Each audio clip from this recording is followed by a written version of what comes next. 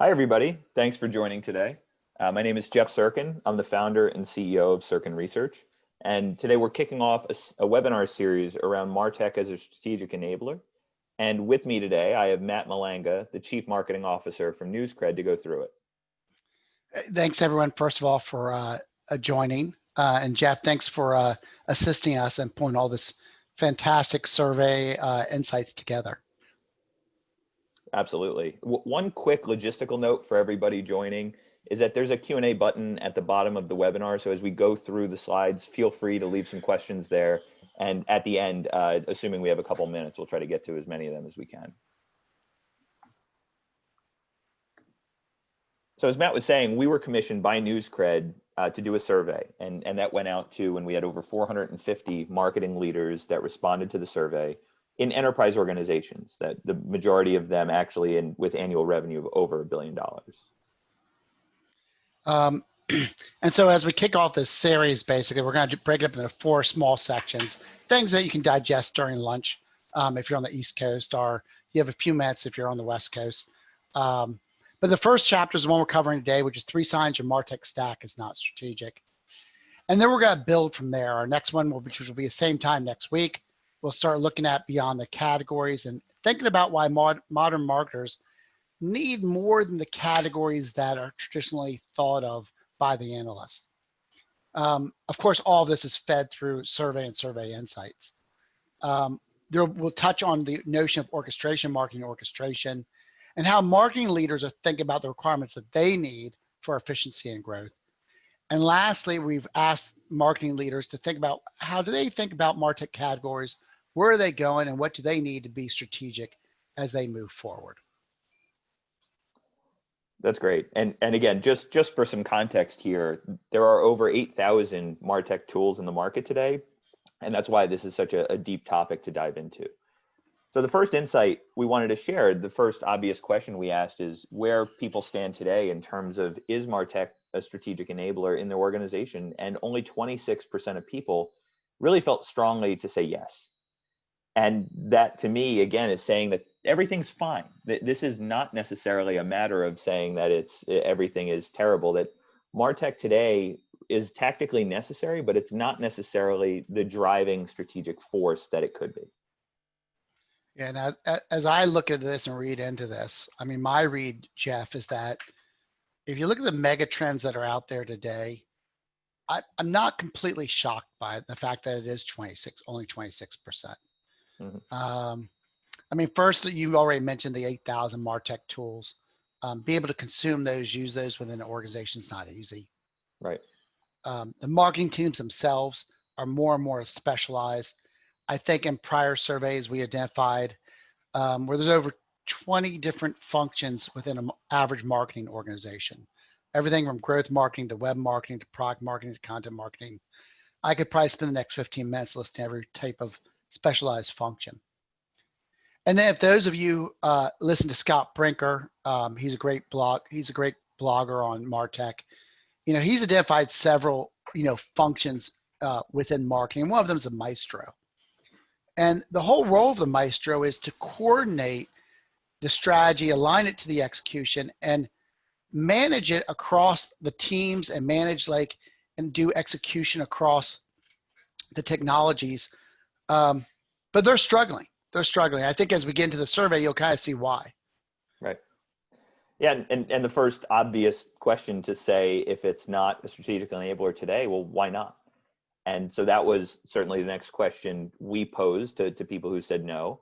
And really these top 2 challenges that you can see here on the screen around aligning resources to strategy and orchestration, they really speak to a divide in the way that the Martech stacks are built. And Matt, to your point around the specialization, that there are so many of these point solutions out there to solve these sort of specific problems, and they solve technical challenges, but they're failing to empower the teams and individuals and really hit that most important bullet of connecting that strategy to execution. Yeah, if I were to weigh in on this one, Jeff, I mean, there's some that are just obvious to me. Like, yeah, it's always challenging, difficult aligning resources strategy. Mm-hmm. I think most people who are joining today would agree, like, yes, I need better integration with my Martech stack. And poor change management, I mean, I think that's always been a struggle with the adoption of technology, especially new technologies.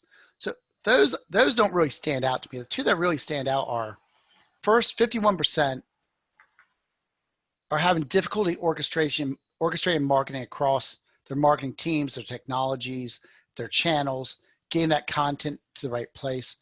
Um, I'm shocked that that number is so high because without that, it's hard to actually execute.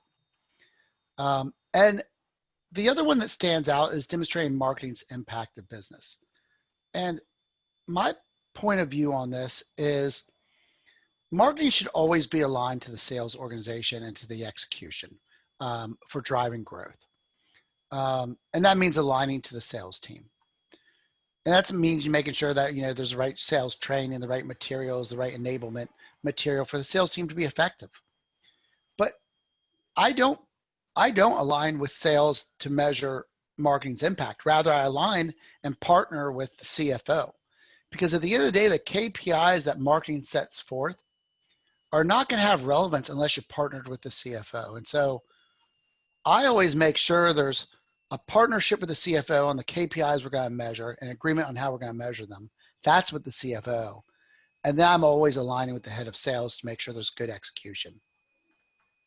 That's great. Yeah, and I'm glad you brought that up. That partnership with finance between marketing to me is so key in being able to properly measure. And so again, you'll see that in the next slide as well. And so one of the next things we wanted to do is we asked the same question two different ways. We asked about typical challenges that marketers may be facing, and we asked how important they are to overcome in their organization, and how successful are they in overcoming them today. But to us, really, the biggest takeaway is really the difference between those two. Really, that's the unmet need that exists in the market today. And so you can clearly see, again, number one, shining right through is around consolidation and reporting on campaign effectiveness. So again, that keeps coming up again and again and again. It really speaks to your strategy of aligning with finance. And again, as the main mandate of marketers, 78% of people at the beginning of the survey said that their primary mandate is driving growth through ROI. And yet their Martech stack is not enabling them to be able to prove that ROI. Yeah, 78%. So 78% of the marketing leaders said their primary goal is to drive growth through ROI. So number Yep. one doesn't shock me. Mm-hmm. It's hard. I know when I work with my marketing ops team, I'm like, why can't you get me reports faster? Um, well, they're like, Matt, it's easy to publish Tableau or other visualization tools. The hard part is taking the data from all these systems and cobbling them together. And that's kind of the secret sauce to all these kind of reporting tools is you got data needs to be unified and consolidated. So that doesn't stand out to me as well. I am shocked by 65%, but Right. I'm not shocked that it's number one. Mm-hmm. Accelerating execution of multi-channel campaigns. Yeah, 51% is a big number. But I talk to a lot of CMOs, a lot of people in marketing operations. Operational efficiency, being able to coordinate all the tools, coordinate the teams, be able to do the integrations, and then be able to execute those campaigns and create content. That's not easy, which is why I can see that sitting out there as number two. Right. And I think the other three kind of line up to those first two, to be quite honest with you. The last one, of course, is I think that's table stakes. You have to be able to, at least at a business level, align your strategy to budget planning and execution. So yeah, it's probably the most important, but it looks like most marketing leaders feel like they're doing it fairly successful, which is why the gap is relatively small compared to the others. Completely. And again, that's why we wanted to show it this way, because it did show up as number one in importance, but it's also the one that organizations are most successful with. But to your point, I don't think we were expecting to see as big of a gap there either. To your point, I fully believe that that's table stakes. And this really does speak to that first question we just covered around the more neutral sort of outlook that marketing leaders have today on their MarTech stacks. That again, it's getting most of the technical stuff they need to do done, but it's not really enabling the strategy. And so if we bring it all together in terms of what are those signs that your MarTech stack today is not necessarily a strategic enabler, The first one around proving ROI, it's really it's really nuanced here, because it's how is your technology helping enable that? And it's the big picture of proving the ROI around marketing in general to the organization, aligning and partnering with finance, as Matt mentioned, but also the need to really be able to see that down to a campaign level for marketers and be able to really optimize around the tactics. The orchestration and execution, again, that to me is pretty much table stakes. And really importantly, the leadership needs to buy in that the technology is helping align to your strategy. And the truth is, if you're finding challenges with any of these, you're likely not finding the sufficient value from your Martech stack today. Yeah, as a CMO, I have lots of people coming to me. Can I buy this? Can I buy that from a Martech stack? And at the end of the day, the question I always ask myself is, how is that going to help with strategy? And I think if it does tie into strategy and it's going to help drive better orchestration or prove ROI, or be able to measure, like execute a little tighter, I'll sign up for it all day. So I think the one that of these three, I think they're all relevant. I think number 3 is probably the most important from my perspective. Yep. Totally agree. So that was all the content we had. Let me stop sharing real quick so I can take a look and see. I believe there is at least a couple of questions that have come in. Okay, no, sorry. Okay, Yes. so it looks like these are more follow-ups. Yeah, there was one question that popped up. Could you provide the reference after the meeting, the blogger you mentioned regarding Martech? Yes. So the blogger, and he's more than a blogger. He's been in the Martech industry probably longer than anyone. His name is Scott Brinker. He's probably best known for the work and blogs and some podcasts he creates within the Martech space.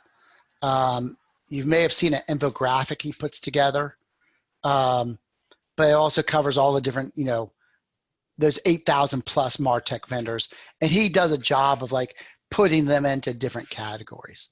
And he would probably be the first to admit, and I'm probably gonna put words in his mouth now, that sometimes, putting boxes around technology is a bad thing, which is one of the reasons why we're exploring in these upcoming webinars how leaders are thinking about these categories, where they think they're going, and what technologies are going to change the future of marketing.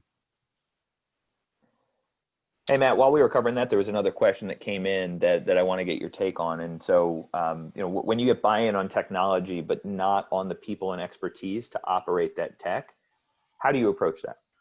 Well, that's an easy one, which is I wouldn't buy it. So every time I build a business case for any kind of technology, I think you have to think about the organizational change, the people that are going to run it, and how are you going to ultimately deploy it? And there's usually some cost with deploying it as well.